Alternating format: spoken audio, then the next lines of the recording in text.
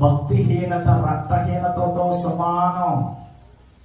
భక్తిహీనంగా ఉండేటువంటి వాళ్ళు ఆత్మలో ఆరిపోతారు, ఆత్మలో ఎండిపోతారు. ఈనాడు చాలా మంది మరణించడానికి గల కారణం ఏంటో తెలుసా?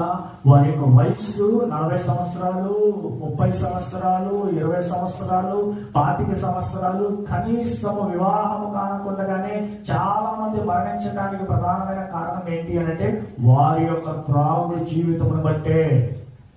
డాక్టర్లు ఎన్నిసార్లు చెప్పినారు, ఏమవ్వదు అని చెప్పి వారి ఇష్టానుసారంగా త్రాగి లివర్ను పాడు చేసుకొని, కిడ్నీస్ పాడు చేసుకొని, హార్ట్ను పాడు చేసుకొని ఆ మరణ పడక మీద ఉండి నన్ను బ్రతికించండి అంటే ఎవరైనా సహాయం చేస్తారా? అమెరికా నుండి వచ్చేటువంటి స్పెషాలిటీ కలిగినటువంటి డాక్టర్లను ఏమి చేయలేరు. దేవుని సన్నిధికి వస్తున్నటువంటి మనము కూడా నిర్లక్ష్యం అనేది లేకుండా చూసుకోవాలి.